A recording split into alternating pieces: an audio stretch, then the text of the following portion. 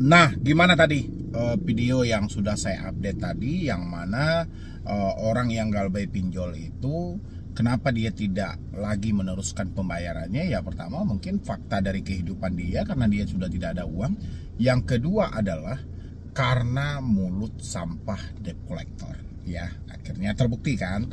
Oke, kali ini ada juga yang curhat yang mana dia sangat ketakutan tentang dia galbay di 10 aplikasi pinjol, tapi dia ketakutan rekening dia bisa diblokir ya, sama dengan data-data yang lainnya. Dan total untuk galbaynya di sini ini luar biasa juga, mencapai 120 juta ya, dan itu pun juga ada modus-modus penipuannya. Dan saya coba bacakan dulu curhatan dia karena dia sudah panjang-panjang ini ngetiknya ya. Nanti buat teman-teman semuanya yang mau bercerita juga boleh langsung di Instagram saya @medibroni yang sudah ada di layar Anda itu di pojok bawah ya. Pagi Bang, mau nanya, kalau kita galbay 10 aplikasi untuk rekening kita aman tidak Bang? Ada orang yang ngomong rekening kita bisa diblokir, rekening kita bisa dibobol, rekening kita bisa disadap, rekening kita bisa ditelusuri. Makanya jangan terlalu percaya dengan ucapan orang-orang gitu loh. Kalau sampai dibilangin rekening kita bisa diblokir, rekening kita bisa dijebol, emang sehebat apa sih? Ya kan? Pinjol-pinjol itu sehebat apa sih, debt collector itu, sehingga dia bisa menjebol rekening seseorang yang mana itu adalah privasi dan rahasia dari bank sendiri. Sedangkan orang yang menjadi korban penjebolan rekening aja, dia meminta informasi tentang bukan penjebolan rekening, tentang salah transfer aja meminta informasi kepada orang yang bersangkutan, itu harus melalui pihak yang berwajib. Jadi tidak semudah membalikkan telapak tangan ya. Jadi teman-teman itu jangan terlalu mudah percaya dengan katanya dan katanya. Ini menyangkut masa depan Anda juga. Kalau Anda lebih percaya dengan katanya sementara Anda tidak mencari faktanya, ini bahaya. Ya, kalau hanya katanya mah bisa aja batu bisa terbang gitu loh. Ya kan? Contohnya saya bilangin, kata saya tadi, saya lagi ngangkat batu, tiba-tiba saya lepaskan ke atas dan terbang melayang. Percaya omongan saya? Ya sama dengan hal itu. Kalau hanya sebatas katanya dan katanya, kita gak perlu juga berasumsi terlalu lebih ya. Cukup dengerin aja, jangan disimpan di otak kita. Oke? Saya takut Bang, saya baru mulai kerja. Sejak dipecat gara-gara DC ngerusuh di kantor, dan gaji nanti ditransfer ke rekening. Mohon pencerahannya Bang. Insya Allah itu aman-aman saja ya. Jadi nggak usah berpikir terlalu lebih. Tidak ada yang namanya pemblokiran rekening, tidak ada namanya penjebolan rekening. Lain hal kalau Anda meminjamnya di salah satu pinjol legal yang mana itu adalah mitra salah satu dari bank konvensional tempat Anda menabung. Itu bisa-bisa aja, tapi bukan dijebol juga. Yang ada itu dana yang ada di dalam ditahan sesuai dengan tagihan yang ada ya. Tapi kalau bahasa blokir, jebol, sadap, telusuri, udahlah, nggak usah Anda kembangkan itu bikin kacau, oke? Habis itu pagi dia chat, malamnya dia chat lagi ya kan, sampai sakit stresnya ini. Malam Bang, saya minta pencerahan. Teman saya pinjam uang di Akulaku menggunakan akun saya, dan dia janji mau bayar tiap bulan, tapi kendalanya dia tidak sanggup bayar lagi dan menyarankan saya galbay saja. Hebat kali teman Anda gitu loh, make akun orang menyaranin orang untuk galbay. Oke, itulah makanya teman-teman semuanya, saya tidak melarang Anda untuk berbuat baik dengan siapapun. Itu adalah hal yang bagus, hal yang sangat mulia. Tapi kalau berbuat baik di luar dari kemampuan Anda, contoh membantu orang lain dengan cara memberikan dia hutang, percayalah, manusia ini ujung-ujungnya juga berkhianat. Yang terjadi pada diri kita adalah kekecewaan gitu. Dan lagian Anda yang menggunakan akun Anda untuk membantu teman Anda yang sedang kesusahan mereka itu bukan tanggung jawab Anda ya. Jadi Anda bantulah sesuai dengan batas kemampuan Anda. Jangan pernah membantu di luar dari batas kemampuan Anda ya. Tapi kalau Anda sudah membantu di luar batas kemampuan Anda, ya seperti ini. Dianya sudah kita bantu dari kesusahannya, malah bikin susah kita. Makanya itu teman-teman harus paham bahwasannya kesusahan orang lain itu bukan tanggung jawab Anda. Saya tidak melarang Anda ya untuk membantu siapapun, tapi sesuai dengan kemampuan Anda. Habis itu saya sempat marah sama dia karena diingkar ingkar, dan apabila memaksa bisa-bisa nekat bang. Solusi bagaimana bang? Waktu peminjaman tidak ada bukti. Dia sering pakai akun saya buat pinjol dan selalu lunas dibayar. Cuma kemarin dia pinjam 10 juta baru 2 kali bayar, dia bilang sudah tidak sanggup. Oke, ya tidak ada cara lain selain Anda merayu dia untuk menyelesaikan tagihan itu ya. Tapi kalau dia tidak mau ya udah, itu risiko bagi Anda gitu loh. Ya kan? Makanya buat kedepannya hati-hati. Karena si pinjol dia tidak mau tahu. Walaupun secara faktanya adalah teman Anda yang menggunakan, tapi data yang naik itu adalah data Anda. Makanya itu, jadi berbuat baiklah sesuai dengan kemampuan Anda. Karena uangnya dipakai buat beli AC, biaya anak dan kebutuhan sehari-hari. Ya udah, lakukan aja pendekatan sama dia. Habis itu ya minta tolonglah dia untuk menyelesaikannya, oke? Saya bisa aja menuntut dia lewat jalur hukum, tapi nggak bisa karena modal awalnya dari pinjol, dari akun saya dan juga anak buah saya. Yang saya bikin sakit hati, dia bilang suruh galbay saja, biarkan saya nanggung resiko dan dia tenang-tenang saja. Dia ngomong seperti itu karena saya pendatang dan dia orang asli setempat. Tolong minta solusi. Ya, kalau kayak gitu ya kurang ajar juga Pak. Bapak coba minta pendapat sama pihak kepolisian aja ya. Kalau memang konsepnya seperti itu, datangin aja pihak kepolisian terdekat sebagai penengah dalam permasalahan ini, dan seperti apa nanti yang disarankan, oke? Habis itu apakah galbay atau bagaimana? Sebelumnya saya ada 10 pinjol.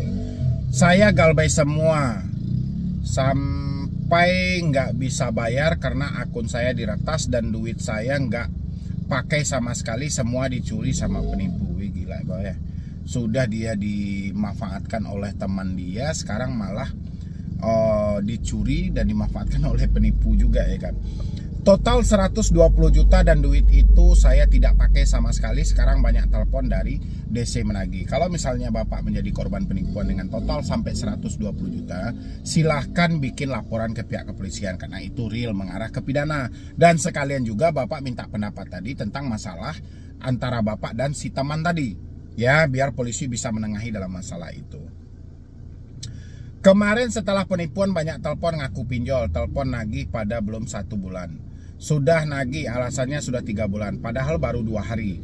Dan jelas-jelas itu penipu berkedok pinjol. Makanya saya ikutin, saya Bang Medi ganti dan reset HP. Karena saat ini adik saya yang diteror terus dan diancam mau sekeluarga dan dibuat kecelakaan. Tapi dia tidak sebutkan dari mana, dan itu juga belum 1 bulan sejak pinjol. Ya kalau pinjol itu bahasanya sih emang sudah seperti itu gitu loh. Bahasanya seenak jidat mereka aja, tapi nggak usah khawatir. Karena tong kosong itu nyaring bunyinya, anjing itu menggonggong bukan untuk menerkam, tapi dia hanya menyuarakan bahwa kita mengakui bahwa mereka ada. Tapi slow aja, itu nggak akan berpengaruh dan mengepek pun sedikit pun pada diri kita ya. Jadi sampaikan sama adik dan keluarga yang lain yang mendapatkan teroran itu, pertama nggak usah ditanggapi. Kalaupun sudah ditanggapi, minta aja untuk datang ya. Mereka tidak akan berani itu.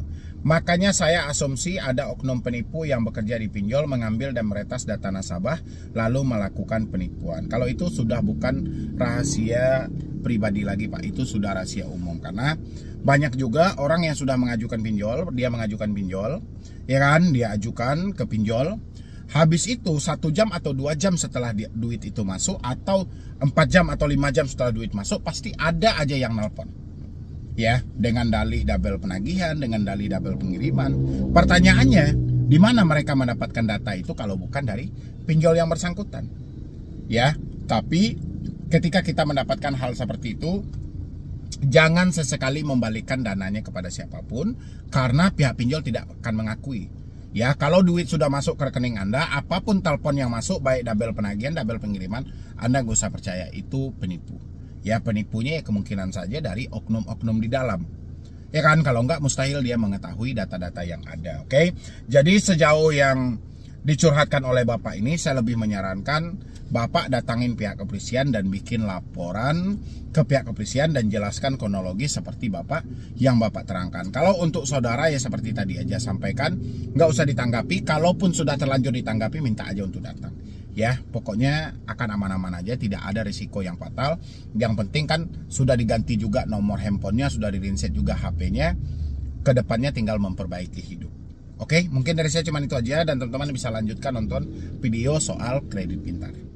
Ya, assalamualaikum warahmatullahi wabarakatuh buat teman-teman semuanya. Ini menarik banget yang mau saya bahas. Tidak mau lagi membayar di pinjol legal, bukan karena dia tidak mampu, tapi karena udah malas dengan bacot debt collector. Ini akan merugi akan berdampak serius kepada pihak pinjolnya gitu loh. Itulah yang kemarin-kemarin atau dari dulu saya sampaikan, orang tidak bayar pinjol itu hanya ada dua. Ya, yang pertama memang fakta dari kehidupan dia tidak ada, ya, sudah tidak mampu bayar lagi, sudah tidak sanggup bayar lagi. Yang kedua adalah malas dengan ucapan debt collector. Terkadang bacot debt collector itu melebihi, seakan-akan dia tidak mempunyai rasa toleransi, rasa kemanusiaan gitu loh. Seakan-akan mereka sudah menjadi raja di atas segalanya, dan ini terbukti dari curhatan salah satu follower saya juga di Instagram ataupun subscriber saya di YouTube ini. Dia menyampaikan dia sudah tidak mau lagi bayar di aplikasi kredit pintar gitu loh. Bukan semata apa, tapi karena mulut sampah dari debt collectornya yang mereka sampaikan itu. Mulut sampah dari debt collectornya seakan-akan tidak mempunyai orang tua. Karena waktu itu bertepatan dia sedang berada di rumah sakit nungguin orang tua dia yang sedang sakit. Ya memang terkadang debt collector itu memang dia tidak akan paham dengan kondisi kita seperti apa. Yang dia paham itu adalah kita membayar ansuran, kita membayar tagihan yang mereka minta sesuai dengan perjanjian yang ada. Itu aja mereka tahu. Jadi mereka tidak mau tahu dengan yang begana, yang begini, mereka tidak mau tahu lagi gitu loh. Mereka hanya peduli yang penting Anda bayar. Ya, dan hari ini ya udah ketemu gitu loh. Orang-orang udah ogah lah, gue nggak mau bayar, ya udah terserah lu aja deh, lu mau ngapain juga udah. Dan akhirnya apa, ini akan berdampak serius pada aplikasinya gitu loh. Itulah yang saya bilangin, aplikasi pinjol paling tidak merekrut penagih hutang itu benar-benar yang berkualitas gitu loh. Itulah makanya kenapa ada istilahnya itu, penagih hutang itu harus mempunyai sertifikat di bidang penagihan. Kenapa? Untuk menaklukkan situasi di lapangan. Ya, jadi tidak bisa hanya bermodal bacot doang. Tidak semuanya orang-orang akan ketakutan. Karena sebagian juga mereka akan berpikir dengan logika, kalau seperti ini gue ngapain bayar gitu loh. Gue dicaci maki, gue dihina setiap hari gitu loh. Ya kan, padahal dia sedang susah juga, dia sedang darurat juga. Masa nggak ada toleransi sama sekali? Lagian mereka telat bayar pun kan juga sudah dibebankan dengan denda gitu loh. Tapi dengan caci maki, ocehan itu tajam luar biasa. Ya, itulah peringatan untuk pihak aplikasi pinjol. Oke? Ini ada curhatan. Ini dari kredit pintar bang katanya. Tagihan 1 juta belum saya bayar bang, karena benar-benar sakit hati sama DC perempuan yang kalau ngomong kayak nggak punya orang tua. Waktu itu saya masih di RS nungguin ayah saya dirawat. Oke. Terus seperti apa ucapannya? Oh ini dia ya. Sela Kredit Pintar itu nama emailnya, tapi sayangnya emailnya itu masuk ke spam. Mengapa pesan ini berada di spam? Pesan ini serupa dengan pesan yang dulu diidentifikasi sebagai spam gitu ya, sebagai sampah gitu. Oke. Jika dengan cara baik tidak bisa membuat Anda sadar dan mengembalikan uang pinjaman sekarang, kami tidak akan mentoleransi lagi. Apa perlu foto KTP, foto selfie-mu ini diketahui oleh semua kerabat dan saudaramu melalui platform sosial media dan juga menempel di setiap tembok di tiang dekat alamat yang Anda cantumkan? Apa perlu juga kami membuatkan grup WhatsApp yang berisikan seluruh kontak handphone Anda? Selagi masih bisa diselesaikan baik-baik, selesaikan sekarang. Jangan sampai keluarga Anda malu cuma karena hutang Anda ini. Oke. Walaupun di dalam kalimat ini mereka tidak menyebutkan nama aplikasi, tapi pengirimnya atas nama Sela Kredit Pintar. Ya, walaupun kasus ini nanti akan viral, akan booming, walaupun itu akan ditepis oleh pihak masing-masing, yang mana itu bukan mereka, yang mana itu hanya orang yang mengaku-ngaku dari mereka, tapi mereka mencomot ada nama dari Kredit Pintar sesuai dengan aturan OJK, ya. Dalam POJK nomor 22 tahun 2023, pertama, dilarang melakukan penagihan dengan ancaman, ya, caci maki, intimidasi yang sifatnya mempermalukan. Contoh, melakukan penagihan di luar dari si konsumen, sengaja menyebarkan data-data pribadi untuk mempermalukan. Ya, ini paket komplit. Sebenarnya ini paket komplit, ya. Yang mana 7 larangan dalam poin POJK nomor 22 itu 7 larangan, ya, yang harus dipatuhi oleh penagih hutang, tapi ini malah dilanggar. Jadi saya berharap buat teman-teman yang mendapatkan hal yang serupa, simpan juga lah bukti-bukti seperti ini. Hentikanlah pembayaran seumur hidupmu gitu loh. Biar apa? Biar ancaman-ancaman seperti ini, perkataan-perkataan seperti ini tidak bermunculan setiap hari. Tidak dipakai setiap hari oleh pihak debt collector. Yang mana terkadang hal-hal seperti ini dipakai setiap saat oleh debt collector karena dia selalu berhasil ketika mengucapkan atau menyampaikan kata-kata yang seperti ini. Berhasil membuat orang ketakutan, berhasil membuat orang kepanikan, berhasil melakukan penekanan terhadap orang-orang yang mau mereka tagih. Itulah mereka memakailah kata-kata itu untuk berulang-ulang kali, ya. Supaya apa? Supaya kalaupun Anda tidak ada uang, terjadilah gali lubang tutup lubang. Kalau Anda tidak ada uang, pasti Anda akan mencari talangan-talangan dana, baik itu pinjam uang ke tetangga maupun menjual aset-aset yang ada. Ini kebiasaan dari kita juga. Terkadang kita mendapatkan chat-chat seperti ini, itu selalu kita berusaha mati-matian untuk melakukan pembayaran. Sehingga debt collector merasa berhasil.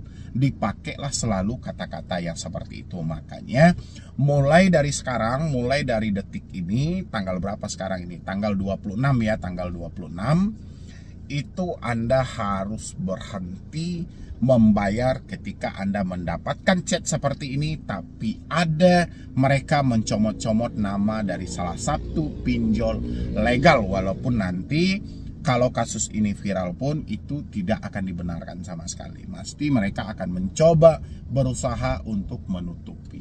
Ya, sayang banget, ini sebenarnya harusnya sudah pekerjaan dari otoritas jasa keuangan, karena mereka lah yang menjadi kiblat dari semua perbankan yang ada di Indonesia. Oke?